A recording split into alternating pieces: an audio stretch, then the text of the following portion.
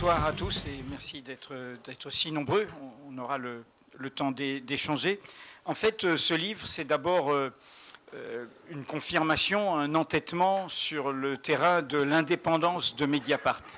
Car, comme c'est montré dans la jaquette qui est ici, où il y a tous les livres que nous avons publiés chez Don Quichotte, en fait, ce livre est fait sur le modèle des 2 tomes que nous avions consacrés, l'un à mi-mandat, l'autre avant l'élection présidentielle, à la présidence de Nicolas Sarkozy.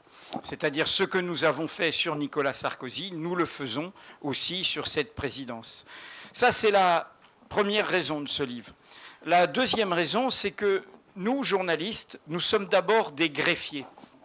Nous sommes d'abord là, avant de dire une opinion, avant de trouver des informations inédites, nous sommes vis-à-vis de ceux qui nous gouvernent, nous sommes là pour dire voilà ce qu'ils ont promis, voilà ce qu'ils ont fait.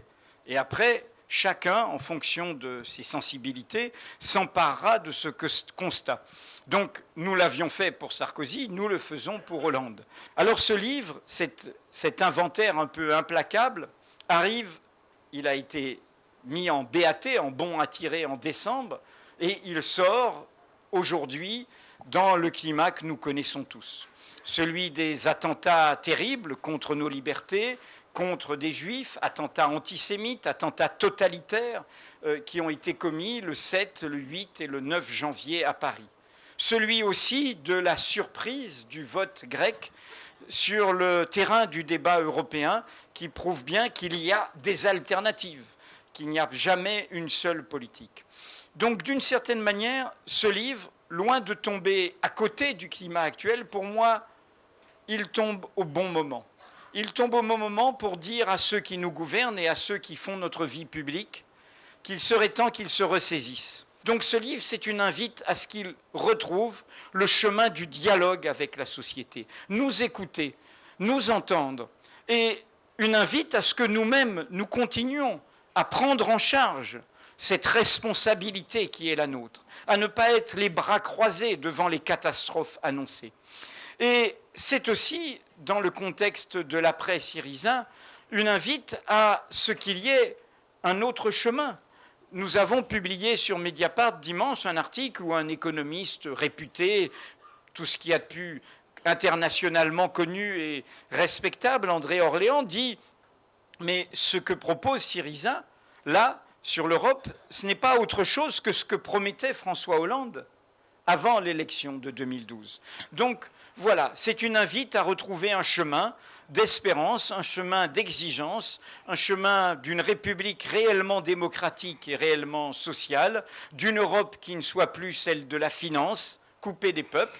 Bref, c'est une invite au sursaut, car nous savons tous, à des degrés divers, nous le ressentons, nous le vivons, que les temps vont nous mettre à l'épreuve et que nous ne pouvons pas courir aux catastrophes en étant spectateurs de notre destin. Nous sommes requis. Nous, à Mediapart, nous entendons cela à la place qui est la nôtre, celle de journalistes qui sommes au service des citoyens, au service de leur droit de savoir. Mais nous le faisons en vous tendant la main, en vous disant à vous aussi de vous emparer de toutes ces informations pour être des citoyens actifs et ne pas être, et je suppose que c'est pour ça que vous êtes là, c'est une façon de montrer que vous n'êtes pas passif, ne pas être, encore une fois, spectateur d'un destin qui n'est pas écrit, qui dépend de nous. Est-ce que c'est le rôle des journalistes, et, parce qu'il y a un journaliste d'investigation et d'opinion, et dans quelle mesure, justement, un journaliste ou des journalistes peuvent aussi proposer et se comporter presque parfois comme des partis politiques aussi pour proposer des choses comme ça à la société? Est-ce que l'analyse simplement des faits n'est pas le rôle du journaliste de travailler sur les faits, simplement? Oui, ben, c'est un reproche que nous font certains lecteurs en disant arrêtez de nous déprimer, faites-nous des propositions. Mais moi, je ne suis pas en campagne électorale. Hein. Je fais mon travail de journaliste, je mets une réalité sous les yeux. Et je nous invite tous, parce que je ne suis pas un cynique, parce que je ne suis pas du côté de la politique du pire, parce que j'ai une haute idée de la politique comme bien commun, de la République, de l'exigence démocratique, sociale, parce que je pense que c'est ce qui fonde la légitimité du journalisme.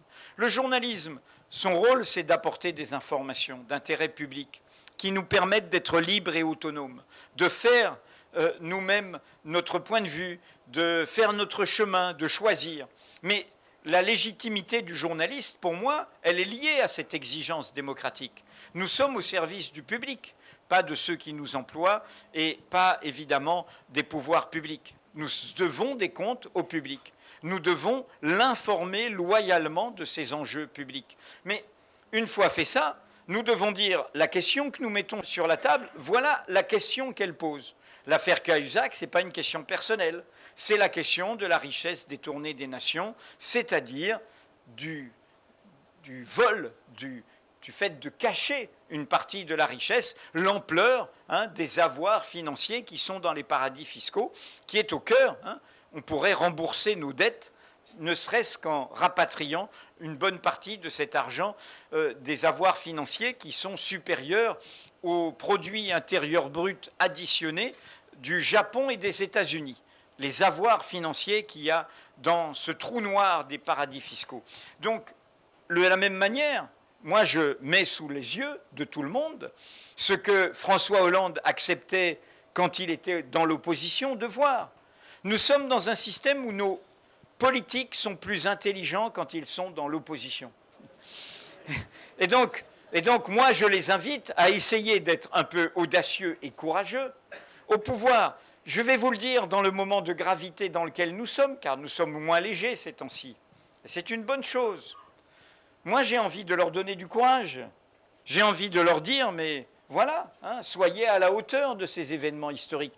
Peu m'importe ce que chacun d'entre nous croit, peu m'importe d'où il vient, peu m'importe quelle est sa couleur, quelle est sa religion, quelle est son apparence, quelle est sa culture. Ce qui m'importe, c'est ce que nous ferons ensemble, ce que nous construirons ensemble. Et c'est cela qu'il faut absolument défendre dans le moment qui est le nôtre.